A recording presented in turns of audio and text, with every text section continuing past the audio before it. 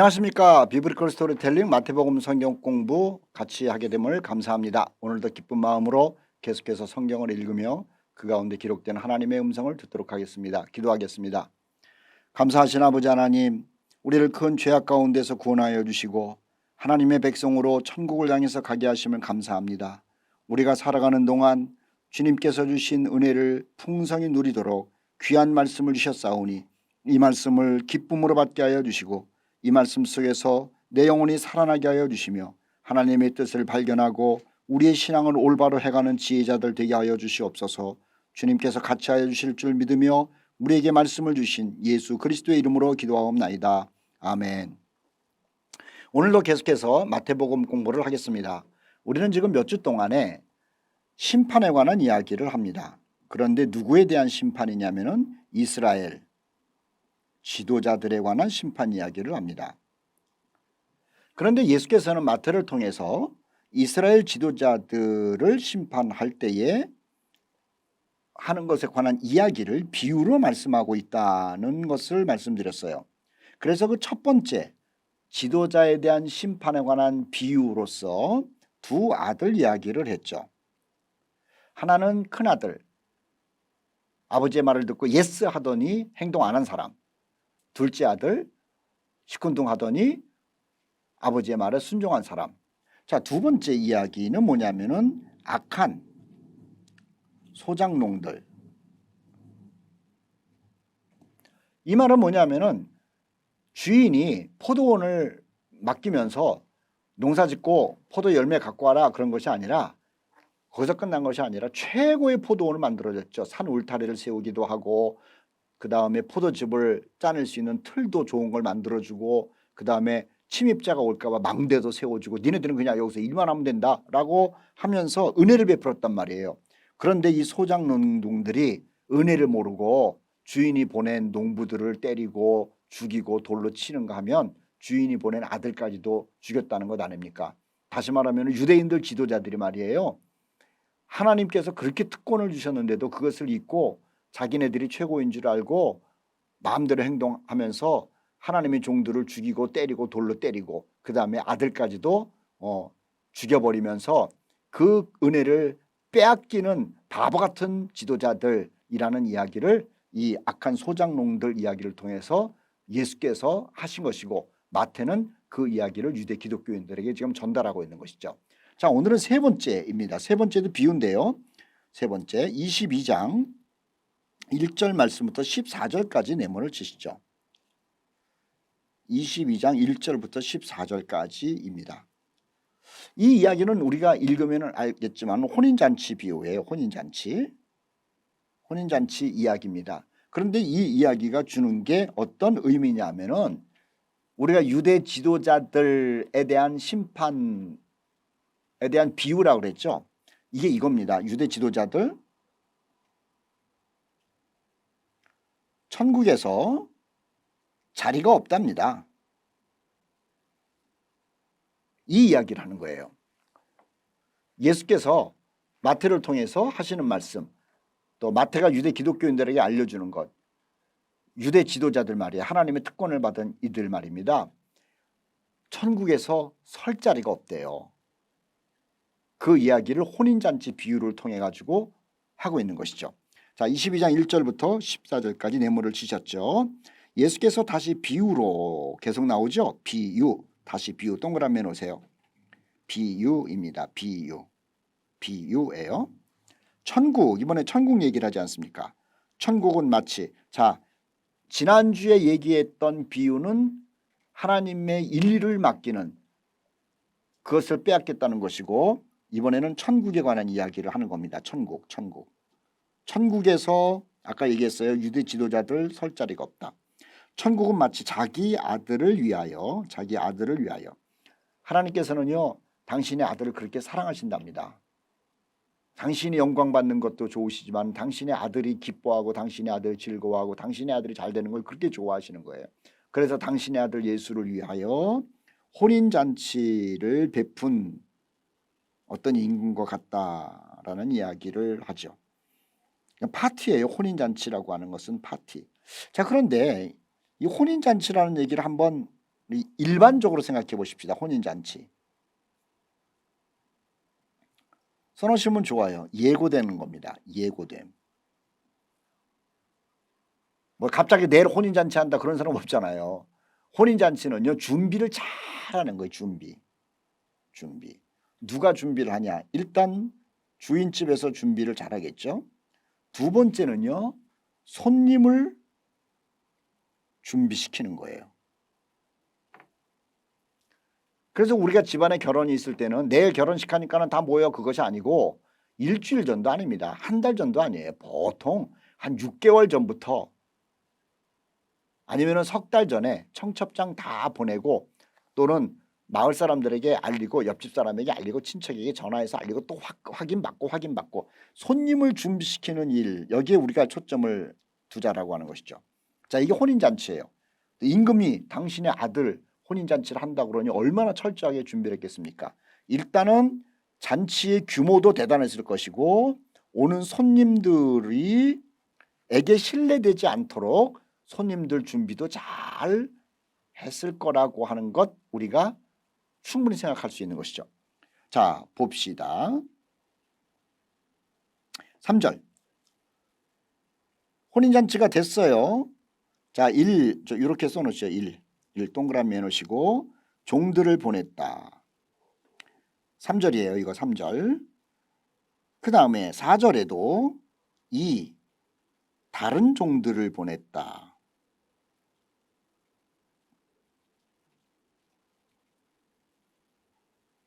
자, 봅시다. 3절에 그 종들을 보래요. 그 청한 사람들을 혼인잔치 오라 하였더니 오기를 싫어하거늘. 자, 뒤에다가 다른 색깔로 줄 그어놓으십시오. 오기를 싫어하거늘. 임금께서 종들을 보내가지고 보통 사람이 아니잖아요. 임금님이 아들 결혼식을 위하여 오라고 그러는데요. 싫어한대요. 저는 참 궁금해요. 이게 무슨 배짱일까? 왕이라고 한다는 것은요. 백성들의 생명을 쥐락펴락하는 거예요. 그런데 왕한테 잘 보여도 될까 말까 한데 왕이 지금 기쁜 날 오라고 그러는데 이걸 싫어한다는 게 이게 무슨 배짱일까? 자, 당구장 표시로 관대함을 악용하는 겁니다. 임금은요 어떤 분이냐 하면은 참 관대한 분이라고 하는 거예요. 관대한 분. 자, 보세요. 3절 말씀에 그 종들을 보내요. 4절 말씀에 그리고 다른 종들도 보내요. 참 관대하죠. 백성들을 위한 분이에요. 이 관대함을 악용을 하는 거예요. 임금의 오래 참음을 악용하는 거예요. 성경 말씀에 그런 게 있죠. 하나님의 길이 참으심을 너희가 악용하느냐 그런 말씀이 나온 게 있어요. 자, 봅시다. 그 종들을 보내 그 청한 사람들을 혼인잔치 오라 했으나 오기를 싫어했다. 아까 말씀드렸어요. 4절 다시 다른 종들을 보내며 이르되 청한 사람들에게 이르기를 내가 오찬을 준비하되 나의 소와 살찐 짐승을 잡고 모든 것을 갖추었으니 자 거기다가 줄 그어놓으십시오. 괄호를 쳐놓으세요. 오찬을 준비했다. 모든 것을 갖추었다. 여기까지. 소, 살찐 짐승을 잡고 물론 당연한 겁니다만은 임금이 오라 그러면 오는 거지 임금이 뭐 백성들을 위해서 이런 거 다 준비하고 난 다음에 임금이 쩔쩔매는 것 같잖아요. 모든 것을 갖춰와 가지고 너희들은 그냥 즐기기만 하면 된다는 거예요. 그런데 임금의 호의를 무시해요. 왜? 임금이 항상 관대한 분이었기 때문에. 임금이 어떤 사람인지를 모르는 거예요. 이 백성들은. 그냥 평소에도 허허 이래도 용서 저래도 그냥 덤으로 뭘 주고 뭐 그러니까는 아이고 임금이 물이네 이러고 생각한 거예요. 임금은 물이 아니에요. 임금은 관대한 거예요. 우리가 하나님을 생각할 때도요. 하나님이 이래도 참고 저래도 참고 또 이런 거 주시기도 하고 이런 은혜를 베풀기도 하고 그냥 내가 죄를 졌는데도 또 용서하시기도 하고 그러니까는요. 우리는 모르냐면 하나님은 물이네 이러고 생각한다니까요. 아니에요. 왕은요. 사람의 생명을 취급해 보는 거예요. 그런데 그 관대함을 착각을 해가지고 말입니다. 우리 왕은 맹물이야. 이래도 되고 저래도 되고 뭐 내가 이런다고 그래가지고 임금이 뭐 끽소리 못해. 이렇게 임금을 우습게 여기고 있지는 않은가. 하나님을 우습게 여기고 있지는 않은가 생각해 보자는 거죠. 자, 계속해서 어쨌든 보십시다. 모든 것을 갖추었으니 혼인잔치에 오소서 하라 하였더니 5절 말씀 보세요. 그들이 돌아보지도 않고 참 여기도 줄거 놓으십시오. 뭐 성경은 줄거 놓을 게 너무 많지만 계속 줄거 놓으세요. 돌아보지도 않고 어쩜 이렇게 못돼 처먹었냐는 거예요. 돌아보지도 않고 냉소적입니다. 참 못됐어요. 고마운 마음을 몰라요. 지금까지 임금 덕분에 먹고 살고 애 낳고 그 다음에 기쁨도 누리고 안전하기도 하고 그랬는데, 그런데요 임금이 자기 아들을 위하여 혼인잔치 하면서 모든 것을 갖추었는데 오라 그러니까는요 성경 보십시오. 돌아보지도 않고 무시하는 겁니다. 무시하는 거예요.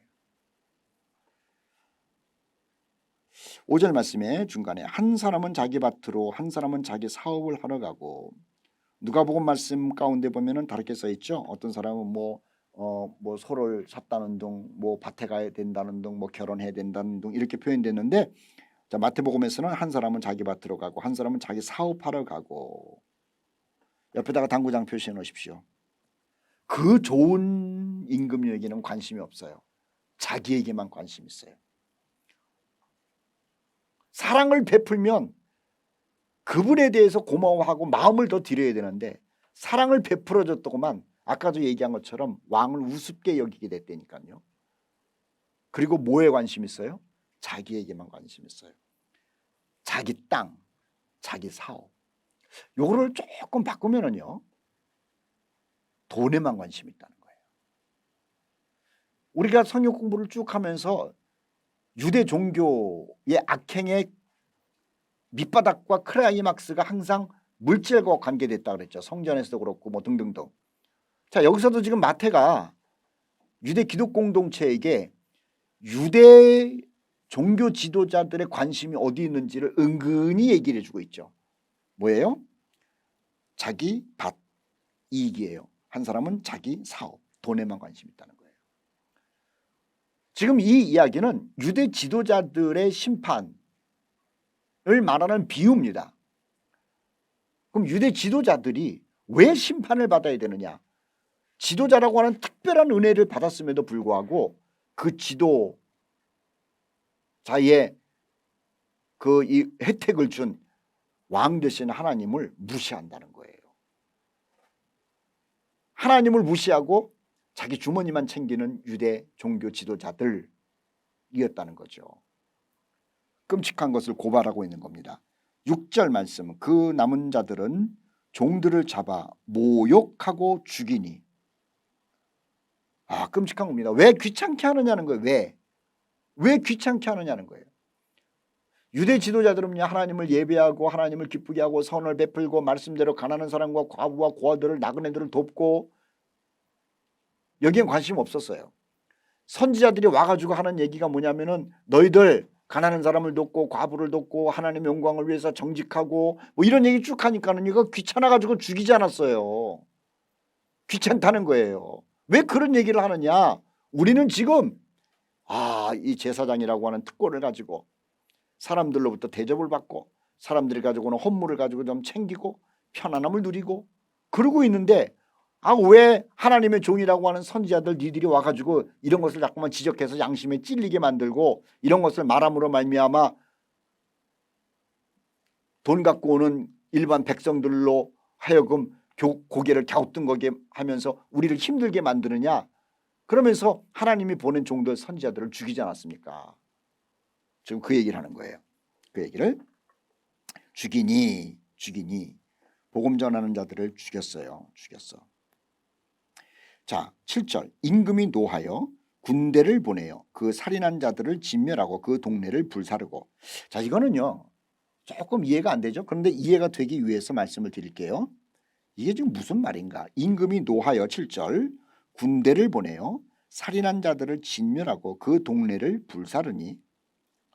요거는요 우리 평신도 여러분들은 조금 이해하기가 쉽지가 않은데 70년대 티투스 장군이 예루살렘을 들어와서 완전히 징벌했어요. 티투스 장군이 군대를 끌고 와가지고 예루살렘을 완전히 짓밟았어요. 그리고 뭐 유대 사람들은 엄청 죽였죠. 지도자들도 죽였죠. 저들을 막 끌고 갔죠. 지금 마태는요, 요 얘기를 하는 것 같아요. 예루살렘 성전의 지도자들이 하나님의 영광을 위하여 내지는 복음을 위하여 영혼들을 구원을 위하여 일한 것이 아니고 자신들의 이득과 자신들의 기득권을 위해서 살았다는 거예요. 그런데 그들에게 하나님께서 사람들을 막 보냈는데 저들이 자신들의 기득권을 방해하는 그런 사람들을 죽이고 때리고 감옥에 집어넣고 그러지 않았습니까? 그래서 자기네들은 부를 누리고 있는데요, 갑작스럽게 티투스 장군이 들어와 가지고 그렇게 살고 있는 저들을 짓밟고 또 예루살렘 성전을 무너뜨리고 예루살렘 도시를 무너뜨리고, 지금 마태는 그때의 상황을 지금 예수님이 하신 이 이야기와 연결해 가지고 하고 있는 것이 아닌가라는 생각을 하게 되는 거예요. 자, 어쨌든 보십시다. 8절, 이에 종들에게 이르되 혼인잔치는 준비되었으나 청한 사람들은 합당치 않다. 혼인잔치는 준비되었으나 청한 사람들은 합당치 않다. 이렇게 얘기를 해요. 자, 6절과 7절, 8절을 또 이렇게 표시해 봅시다. 6절, 7절, 8절. 6절, 7절, 8절. 자, 왜 이렇게 표시를 했냐 그러면은 이 이야기가 누가복음에도 나오는데 6절, 7절, 8절은요 마태만 쓰고 있어요.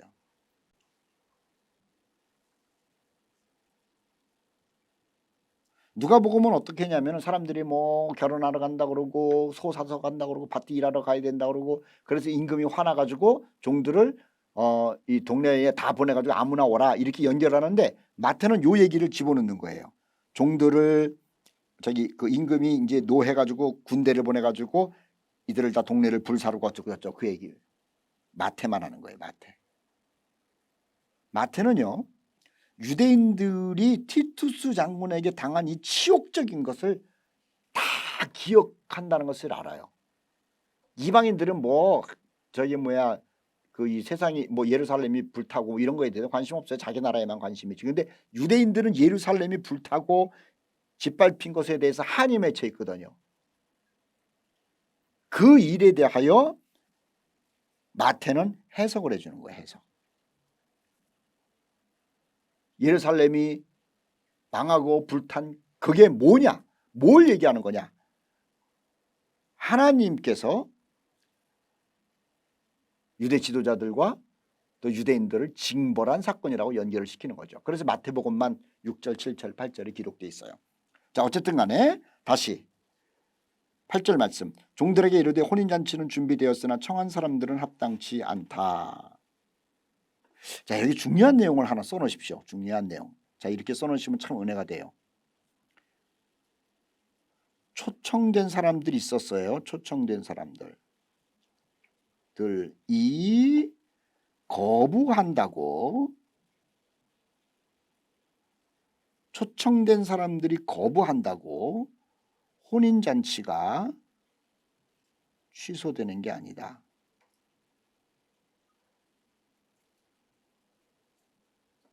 재밌죠? 혼인잔치가 취소되는 게 아니에요. 혼인잔치를 즐기는 하객들이 바뀌는 것뿐이에요. 9절 말씀. 임금이 하는 말씀이 혼인잔치는 그대로 지금 그 즐기기 위해서 준비가 다 된 것이고요. 내 거리 길에 서서 사람을 만나는 대로 혼인잔치에 청하여 오라.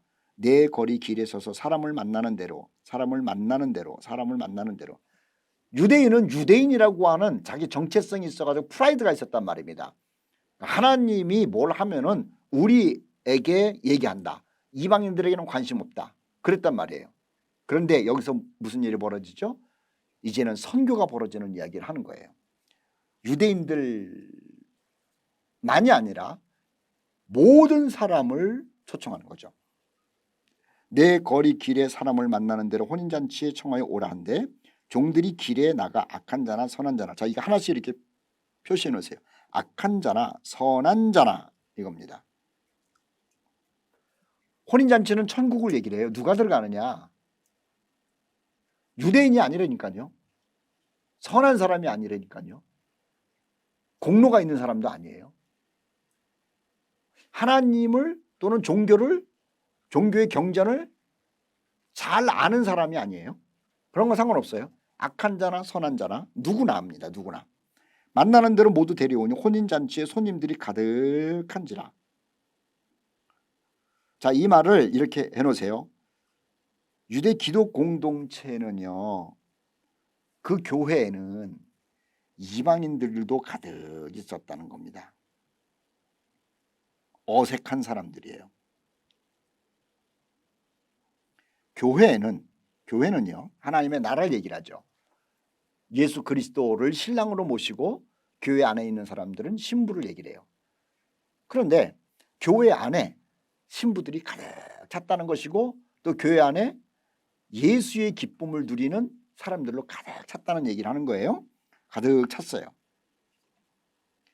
11절 임금이 손님들을 보러 들어올세 거기서 예복을 입지 않은 한 사람을 보고 동그라미 놓으세요.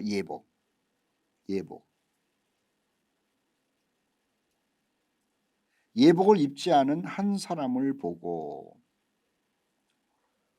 이르되 친구여 어찌하여 예복을 입지 않고 여기 들어왔느냐 하니 그가 아무 말도 못하거늘. 자, 교회는요 항상 이 예복을 먼저 입힙니다. 이게 무슨 예복이냐? 구원의 예복이에요. 구원의 옷. 이 이야기가 어디 있냐면은 이사야 61장 10절에 있어요. 예수님께서 지금 예복 이야기를 하는 것, 옷 이야기를 하는 것, 그 옷이 구원과 연결됐다는 것이 예수님이 만든 창작 아이디어가 아니라 이사야 61장 10절 말씀에 구원의 옷을 입어야 된다라는 말이 있는 거예요. 그래서 예수님은 이 이야기를 근거로 해가지고 지금 비유를 말하는 거죠. 하나님 나라에 들어가는 사람들은 옷을 입어야 돼요. 그래서 교회를 오면 구원을 얘기를 하면서 구원의 옷을 입으라고 얘기를 하잖아요. 그게 뭐죠? 예수 그리스도의 보혈이라고 하는 거예요. 그런데 우리가 입은 옷은 어떤 옷이냐? 더러운 옷이에요. 이사야 64장 6절 말씀에 써 있는 거예요. 우리가 입은 옷은 다 더러운 옷 같다는 거예요. 우리가 입은 이 더러운 옷을 가지고 혼인잔치에 못 들어가요. 그런데 이사야 61장 10절 말씀에 그 더러운 옷을 벗고 임금이 마련한 구원의 옷을 입으면 되는 거예요. 더러운 옷, 이사야 64장 6절에 나오는 더러운 옷은 우리의 생각이 더러워요. 말이 더러워요. 듣고 보는 게 더러워요. 그리고 우리 마음속에 창세기 말씀드리면 생각하는 것이 항상 악하다 그러잖아요. 인간은 원래 그런 거예요. 또 마태복음에서 15장인가 예수님이 말씀하셨잖아요. 너희 속에서 나오는 것이 이런 거 탐심과 호색과 음란과 미움과 등등등등 이런 거 있잖아요. 이 인간은요 갖고 있는 게 다 더러운 거예요. 이 더러운 것을 가지고 뭐 이 정도면은 이 정도면 아무리 이 정도면이라 그래도요 더러운 거예요. 그래서 그 더러움을 벗고 새 옷을 입으라는 것이죠. 그 예복이에요. 예복. 하나님이 만드는 예복. 그 예복이 뭐냐? 예수님의 보혈의 옷이라고 하는 것이죠. 자, 보십시다. 12절. 친구여 어찌하여 예복을 입지 않고 여기 들어왔느냐 하거늘 그가 아무 말도 못하거늘. 아무 말도 못하거늘. 아무 말도 못해요. 그렇게 강조했는데 우리가 천국 가보세요. 천국 가보면은요 자기 공로로 온 사람 아무도 없어요. 다 예수님의 보혈의 옷을 입고 온 것이지. 못 들어가요. 못 들어가. 어떤 사람이 그럴 것 아닙니까?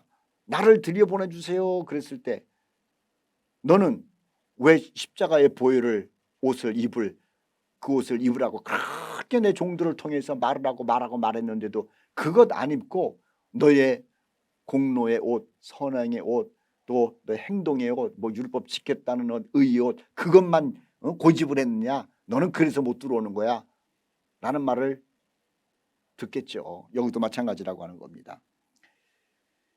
교회 속에도 말이에요. 여전히 자신의 의의 옷을 입고 그것으로 구원받을 것이라고 하는 희미한 희망을 갖고 있는 바보 같은 사람이 있다는 거예요. 자신의 의의를 가지고는 구원 못 받아요. 그 더러운 옷은 벗으십시오. 하나님이 아들을 십자가에서 죽이셔서 만드신 그 옷을 입어야 되는 거예요. 자, 13절. 임금이 사원들에게 말하되 그 손발을 묶어 바깥 어두운 데에 내던져라. 거기서 슬피 울며 이를 갈게 되리라 하니라. 지옥 간다는 거죠.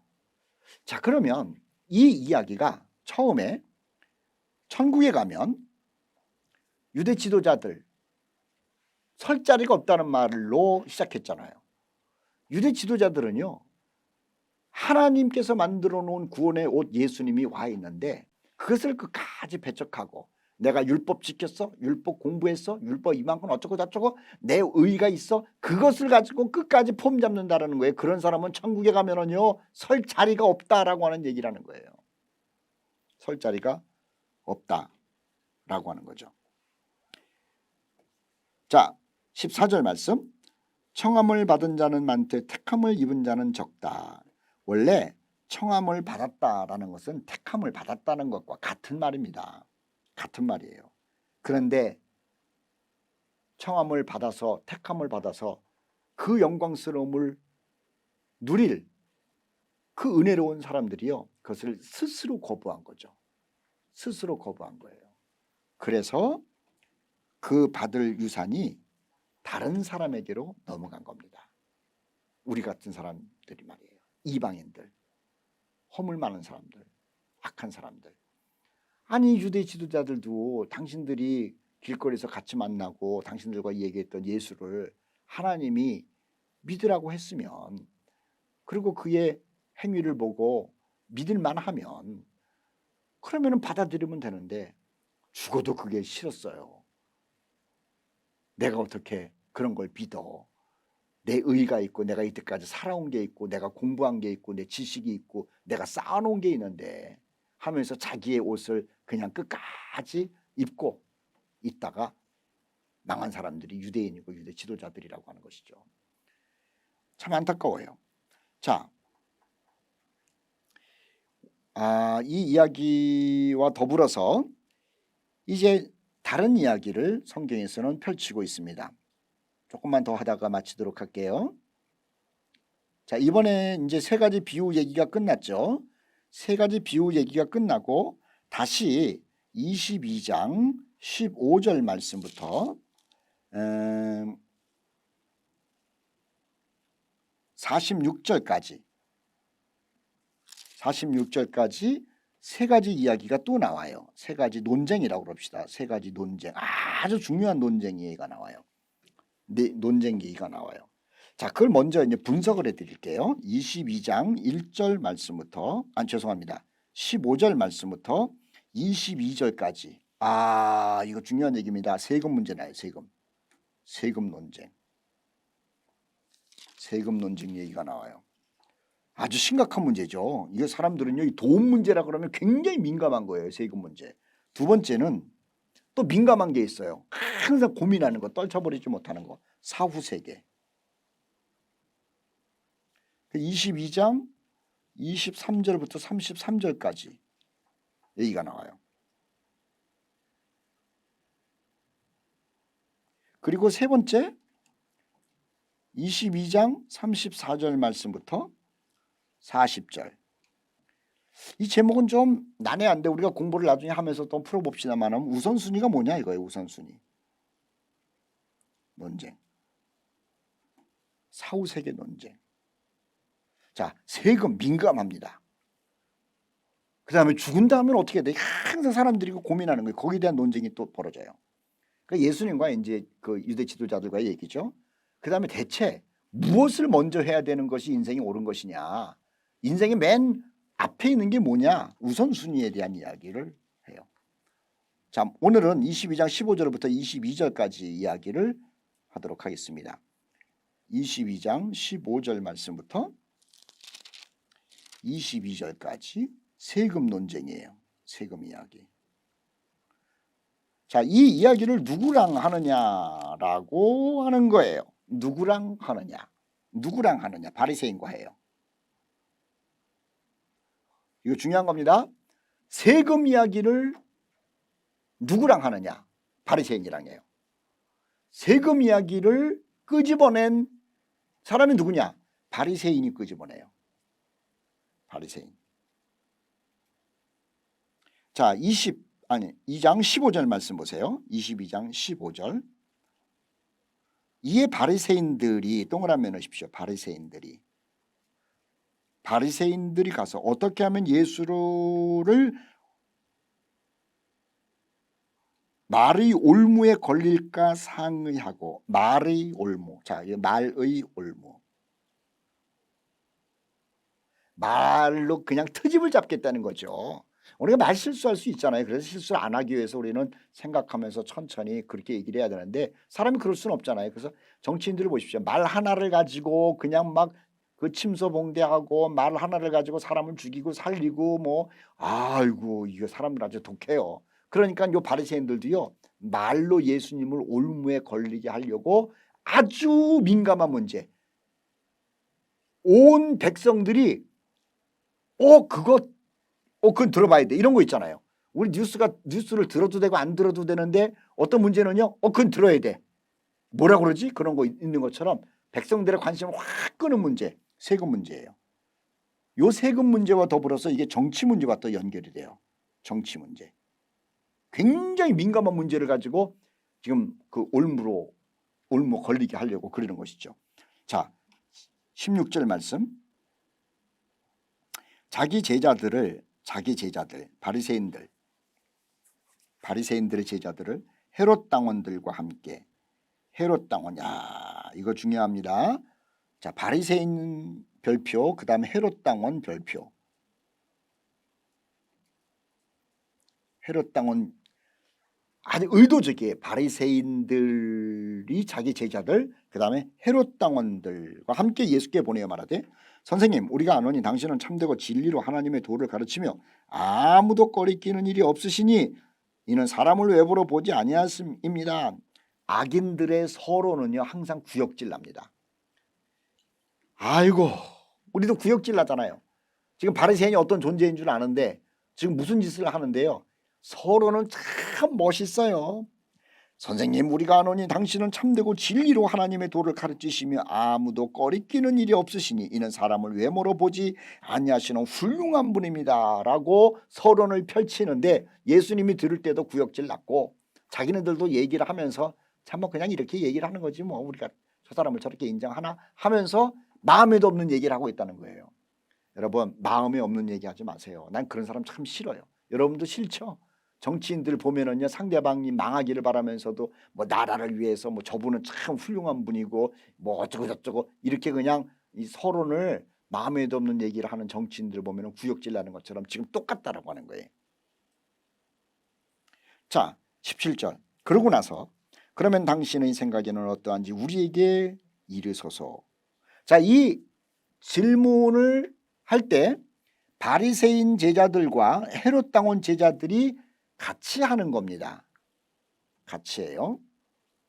가이사에게 세금을 바치는 것이 옳습니까? 옳지 않습니까?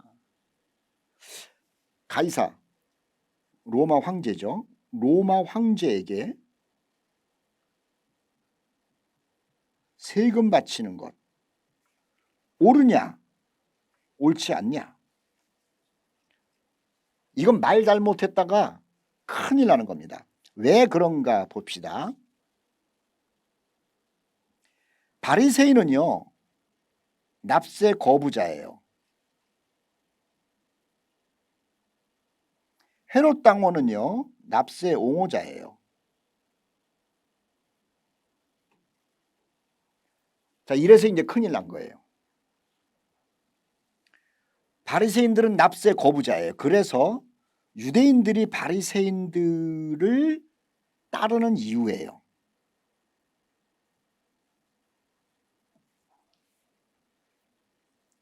왜냐하면 우리 유대인들은 로마와 결탁하지 않는다. 야, 그거를 이 바리새인들이 자신들의 정당 거의 당론으로 얘기를 하는 거예요. 당론으로. 그러니까 유대인들이 식민지 생활하는 유대인들이요, 당신들 편에서 얘기하는 바리새인이 존경스러운 거예요. 존경스러운 거예요. 그런데 예수님이 가이사에게 로마의 세금을 바치면은 안 된다라고 얘기를 세금을 바쳐라 이렇게 얘기를 하면은요, 유대인들이 어떻게 했어요? 민족은 생각하지도 않는 예수로구나. 지금 유대인들은 6월절 날 예루살렘에 모인 거예요. 민족 단합대회입니다. 그런데 민족 단합대회에 모인 열성 있는 이 유대인들 앞에서 가이사에게 세금을 바쳐라 그러면은요, 호산나 했던 사람들이건 거기에 있는 모든 사람들은요, 예수가 로마에 항복을 하라고 그랬대라는 말로 퍼지는 건 시간 문제인 거예요. 반면에 헤롯 당원은 알죠? 납세 옹호자. 왜냐하면 헤롯이라는 요 사람이 로마 황제로부터 유대의 분봉왕으로 임명을 받은 거예요. 그러니까 헤롯을 따르는 사람들은 로마 왕에게 잘 보여야 되는 거죠. 그래서 유대인들로 하여금 세금을 걷어서 헤롯에게 바쳐야 자신들의 권력이 유지돼요. 그러니까 예수님이 유대인들이 원하는 대로 세금을 바치지 말아라 그러면은요, 지금 이 얘기를 누가 듣고 있다고 그랬죠? 헤롯 당원, 납세 옹호자들이 듣고 있는 거예요. 그러면은 헤롯 당원들에게 예수님이 어떻게 되느냐? 저거 봐라, 체질을 부인해? 이렇게 되는 거죠. 바리새인들과 유대인들은요, 으쌰으쌰 하는 건 있지만 실질적인 힘은 없어요. 그런데 헤롯은요, 소수인 것 같은데 정치적인 힘이 있어요. 뒷배경에 군대가 있는 거예요. 여기는 사람만 많지 군대도 없고 뭐 정치적인 힘도 없고 뭐 아무것도 없어요. 그런데 여기는요, 정치적인 힘이 있는 거예요. 예수가 말 잘해야 되는 겁니다. 만약에 세부금을 내지 마라 그러면은요, 헤롯이 풀어놓은 군인들, 로마 사람들에게 의하여 당장 체포될 위기에 처한 거죠. 자, 그래서 지금 예수를 말로 올무에 걸리게 하는 작당을 지금 하고 있는 겁니다. 17절 뒤에 가이사에게 세금을 바치는 것이 옳습니까? 옳지 않습니까? 18절 예수께서 그들의 악함을 보시고 하하하하 의다가 동그라미 넣으시고 옳고 그르냐를 따지겠다는 게 아니라는 걸 안 거예요. 사람 하나 죽이기 위한 음모라는 걸 안 거죠. 정말 몰라서 물어보는 사람 있잖아요, 질문할 때. 그런데 몰라서 물어보는 게 아니라 내가 질문하면 저 사람이 대답을 못함으로 인하여 곤궁에 처해지겠지, 요 마음을 가지고 질문하는 사람을 악한 사람이라고 그러는 거예요. 18절 그들의 악함을 아시고 이르시되 외식하는 자들아 어찌하여 나를 시험하느냐. 그 외식하는 자들아, 이렇게 외식하는 자들아 어찌하여 나를 시험하느냐. 이 말은요, 너무너무 대단한 얘기입니다. 아니, 예수님께서 왜 여기서 이 악한 놈들아 왜 나를 시험하느냐 이렇게 말하지 않으시고 외식하는 자들아 왜 나를 시험하느냐 이랬을까? 이거 참 기가 막힌 겁니다. 누가복음 16장 14절에 기가 막힌 말이 써 있어요. 바리새인은 돈을 좋아하는 자라. 야, 예수께서요, 바리새인이 속을 안 거예요. 바리새인이 율법을 좋아하는 줄 아세요? 천만의 말씀. 바리새인은 돈을 좋아하는 자라. 겉으로는 자신들은 돈과는 상관이 없어요. 겉으로는 유대 민족의 권익을 보호하는 행동을 해요. 그런데 그 내면에는 뭐가 있는 줄 아세요? 누가복음 16장 14절 바리새인은 돈을 좋아하는 자라. 그러니까 속다르고 겉다른 거라는 거죠. 그래서 예수께서 이들을 향하여 외식하는 자들아 어찌하여 나를 시험하느냐. 그 옆에다 이렇게 써놓으십시오. 바리새인 심장이 멎는 것 같았을 겁니다. 들켰다 이겁니다. 들켰다. 들켰다. 유대 모든 사람들은 바리새인이 돈 좋아한다는 생각 안 했어요. 오히려 대제사장은 돈 좋아한다고 생각했을 수도 있죠. 왜냐하면 성전에서 장사하고 이러는 것이 있으니까. 바리새인은 그런 거 없었거든요. 자기네들은 속에 깊이 감춰놓은 거예요. 돈을 좋아하는 거. 그런데 예수께서는 그걸 들춰내는 거예요. 이 외식하는 놈들아 니들이 돈을 얼마나 좋아하는지 내가 안다 이거죠. 오죽했으면 누가복음 16장 14절에 예수께서 그렇게 써놓으셨겠습니까?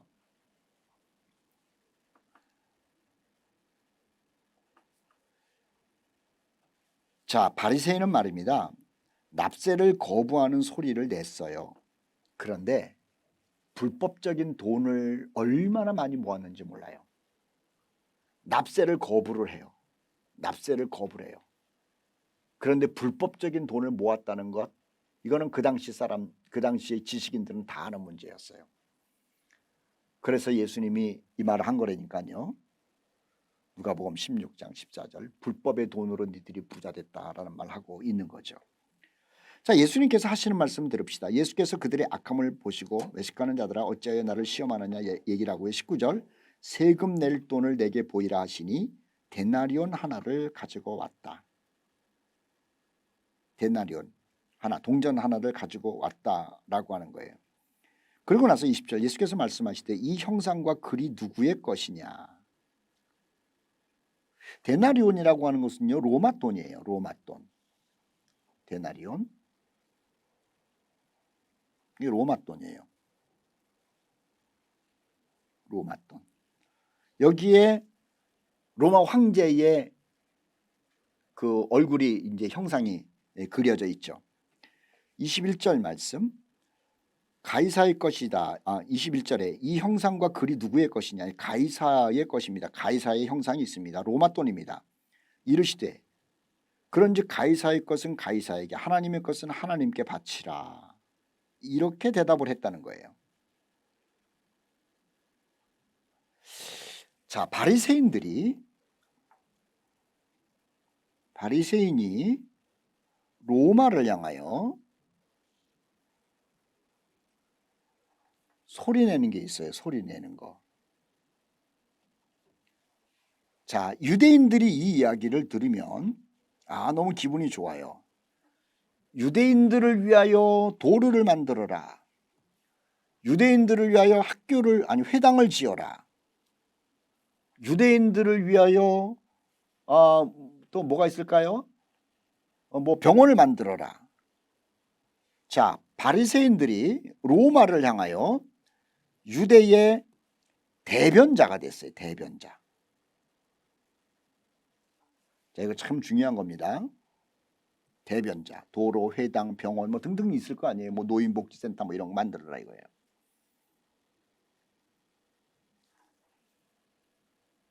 혜택만 보겠다는 거예요. 혜택.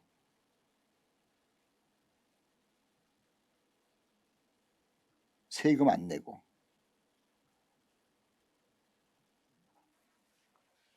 바리새인들이 대변하는 소리는 옳은 소리예요.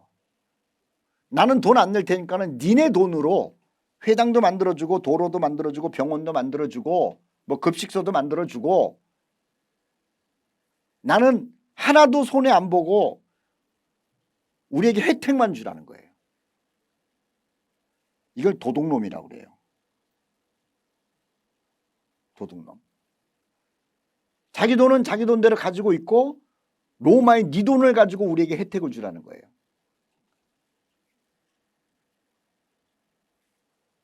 예수님은요 이렇게 얘기를 하는 겁니다.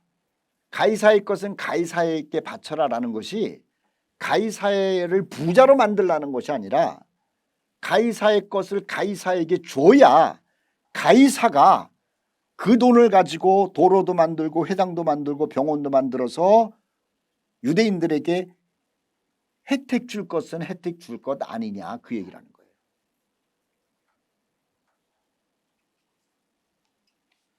로마는요 물론 황제가 세금을 걷어가지고 자기 주머니 챙긴 것도 있죠. 그러나 자기 주머니만 챙긴 게 아니라고 하는 거예요. 자기 식민지화한 나라들에게 해야 할 일들을 했다는 거 아닙니까? 백성들의 기본적인 삶을 영위하도록 한 거예요. 그런데 유대인들은 종교를 빙자해가지고 우리는 아무것도 내지 않을 테니까는 그러면 혜택도 안 받아야 될 거 아니에요. 혜택은 받을 대로 다 받고 혜택을 해달라고 하면서 돈은 안 내겠다는 이걸 도둑놈 심보라 그러는 거예요.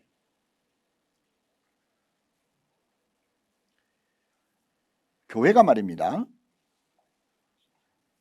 한 3, 4년 전부터 세금 얘기가 나왔어요. 세금. 교회 보고 세금 내라는 게 아니에요. 교회에서 일하는 목회자에게 세금 내라는 거예요. 목회자. 목회자는요 말을 참 잘합니다. 국가가 어떻게 해야 되고 국가가 백성들을 위하여 국가가 가난한 사람을 위하여 국가가 도로를 국가가 병원을 국가가 교육시설을 다 얘기를 해요. 좋은 학교를 만들어야 된다고 그러고 좋은 병원을 만들어야 된다고 그러고 국가가 병원을 운영하면서 서민들을 비롯한 나까지도 병원비가 적게 내게 만들어야 된다는 거예요. 그런데 목회자들은요 이상한 논리를 피는 거예요. 혜택은 그렇게 주장하고 혜택은 해달라고 그러면서 나도 그 혜택을 받겠다라고 하면서 세금은 안 낸다는 거예요.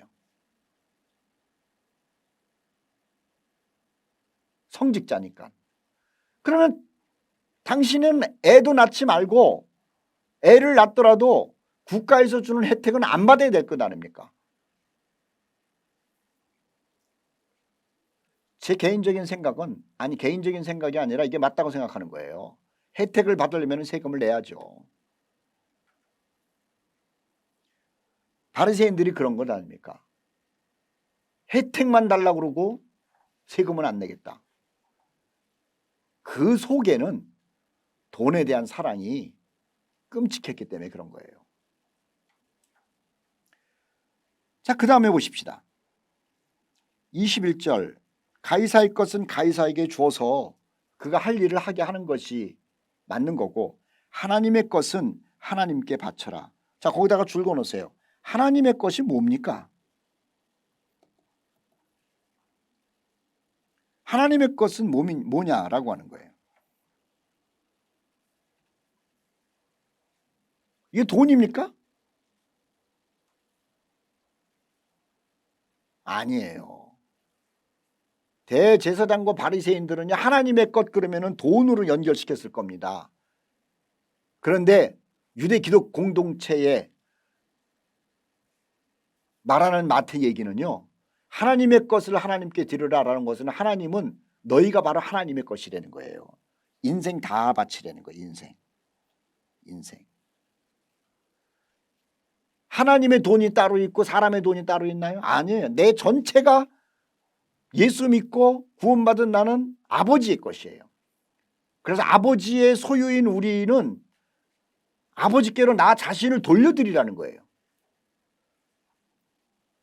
되돌려드리는 것을 얘기를 하는 거죠. 되돌려드리라. 그들이 이 말씀을 듣고 놀랍게 여겼다. 동그라미 넣으십시오. 놀랍게 여기는 거예요. 놀랍게. 자, 아까 바리새파와 헤롯파 세금에 대한 논쟁이 달랐어요. 아주 올무에 걸리기 쉬운 얘기입니다. 이게 정치적인 얘기이기 때문에. 그런데 예수님이 얘기하기를 아주 꼬집어서 얘기를 한 거죠. 예수님도 이거 말재주가 보통이 아니잖아요. 혜택만 받으려고 그러지 말고 혜택을 받기 원한다면은 혜택을 줄 수 있도록 세금 바치는 게 옳다는 얘기를 하는 것이고, 그리고 너희들은 하나님께 너희 인생을 다 드려야 된다. 너희들은 하나님의 것 아니냐. 그런 얘기를 하는 거예요. 그런데 이 하나님의 것이라고 하는 생각은 안 하죠. 안 한 거예요.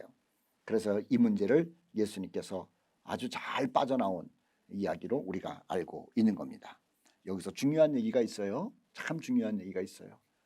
뭐 가이사의 것은 가이사에게 바친다. 그 얘기 뭐 윤리적인 어떤 정치적인 세금 얘기하자는 게 아닙니다. 하나님의 것은 하나님께 돌려라. 그럼 당신은 누구 것이냐라고 하는 거예요. 당신은 누구 것이냐. 당신은 하나님의 것인데 하나님의 것이면 하나님께로 당신을 돌려드려야 될 것 아닙니까? 그런데 왜 하나님의 것인 우리가 마귀에게 나를 주고 세상에 나를 주고 하나님께는 드리지 않으면서 자신에게 자신의 인생을 살려고 그러느냐라고 하는 거예요. 이 말씀 우리가 생각하면서 정치적인 문제보다도 나는 누구의 것인가, 나는 하나님께로 온전히 나를 돌려드리는가를 생각하는 시간이 되었으면 좋겠습니다. 감사합니다. 다음 시간에 만나도록 하겠습니다. 감사합니다.